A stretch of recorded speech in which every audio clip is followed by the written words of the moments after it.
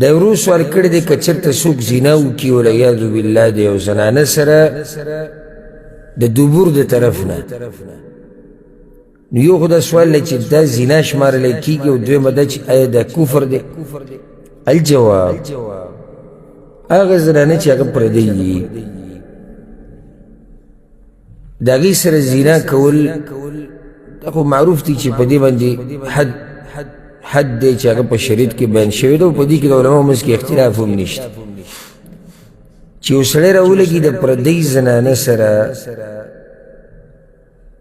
میلاو شي په هغه طریقې سره چې هغه معروفه ده، نو دا خو حرام ناروا زنا شمارلی کېږي او چې شبهه پکې نه یو شروط پوره نو بیا په دې سړي باندې حد هم قایمېږي او په دې زنانه هر چې د دبور د طرف نه زنا کول دي دا هم زنا شمارلی کېږي ځکه چې دې کوم دی د داسې زنانه سره میلاویږي چې هغه زنانه د ده دپاره حرامه ده، نو دا هم زنا ده. که یو سړی د زنانه سره میلاویږي د دبور د طرف نه او که د مخې نه چې دا زنانه په ده باندې حرامه وي دا زنا شمارلی کېږي.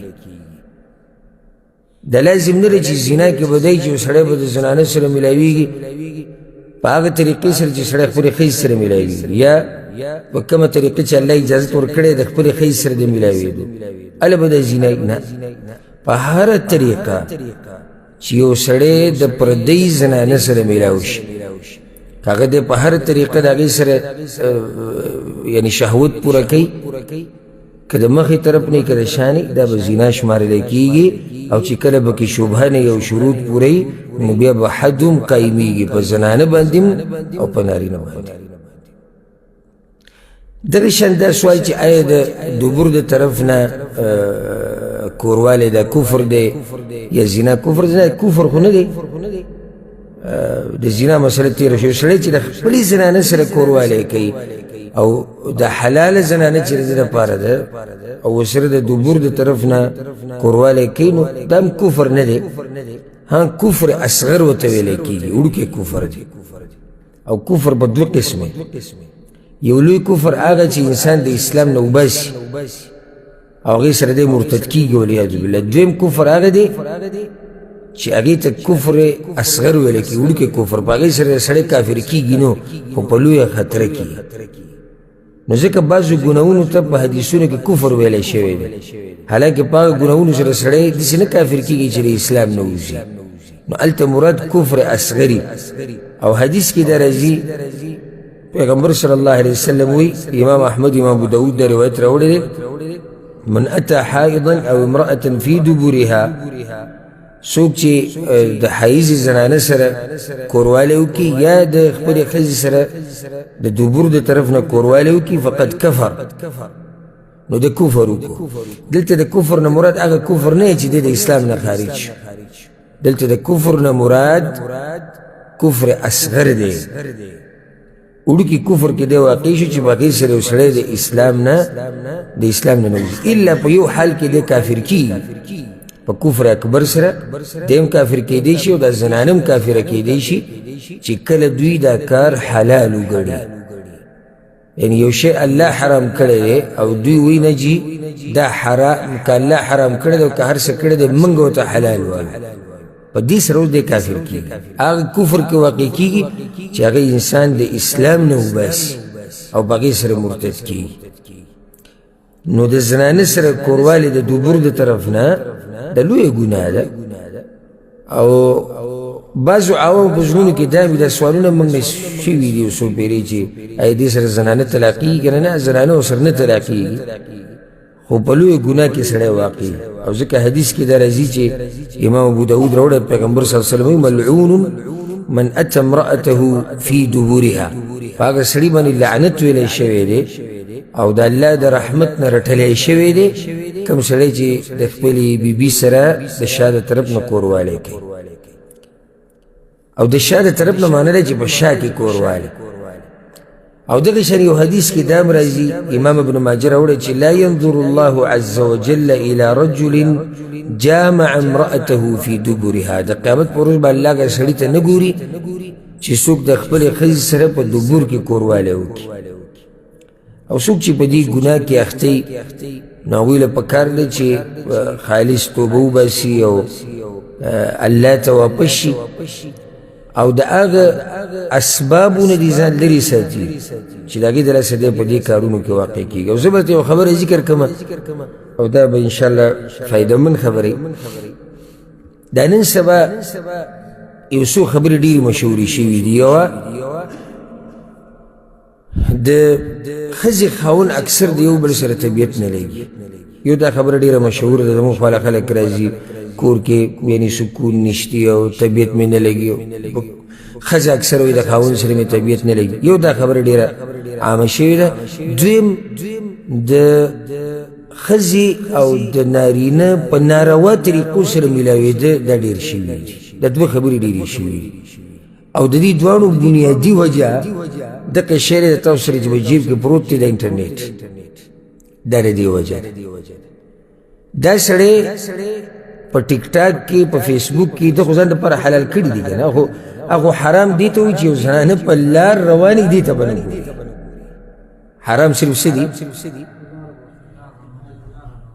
ټیک ټاک والا څه ده؟ هغه حلال. فیسبوک والا هغه حلال.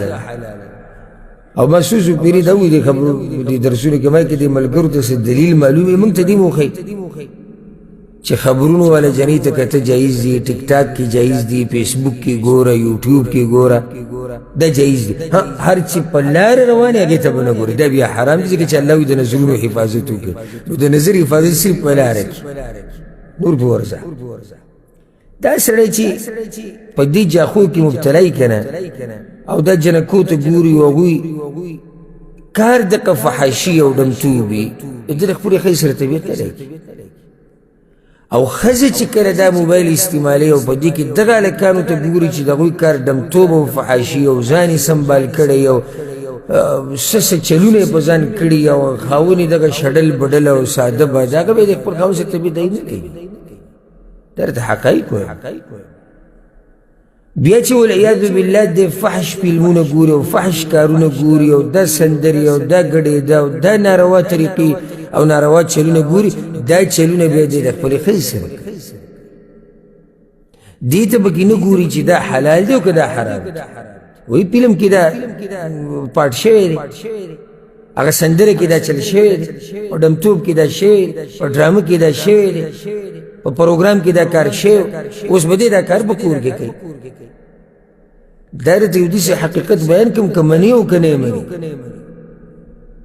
نن سبا دا دوه خبرې عامې شوي، د ښځې او خاوند د یو بل سره نه لګېده، په ناروا طریقو سره د یو بل سره میلاوېده.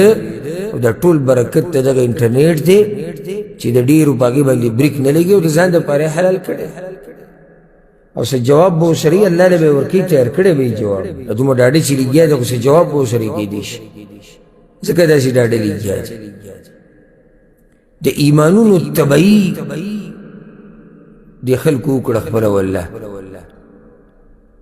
د تقوا، د دیندارۍ، د ذهن، د بدن، د نظر، د پیسو، د وخت، کومه طبعي زه تا ته ذکر کړم چې هغه دې انټرنیټ د ډېرو خلکو.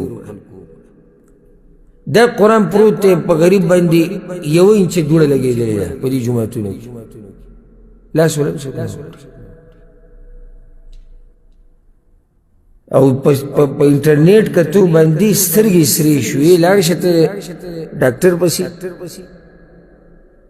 ته ډاکټر پسې لاړ شه چې هغه د سترګو ډاکټر او تپوس دې وکړه. ډاکټران وایي اوس ټول رش په هغوی باندې جوړ دی، د چا سترګې زخمي دي، چا هغه سرې شوي دي، چا په سر درد راځي، دا ټول د دغه شي برکت دی. تقوا خو تلې راغلې واله. ملګرو سره چې ناستې ته به وایي چې دا یو غټ د زمانې بزرګ دی. سبحان الله، استغفر، تقوا د الله نه د یېرې خبرې. او چې ځان له شي بیا د تقوا پته لګي، هغه ځای کې بیا د تقوا پته لګي. بدن ورسره تباه شو ځکه چې خوب نشته.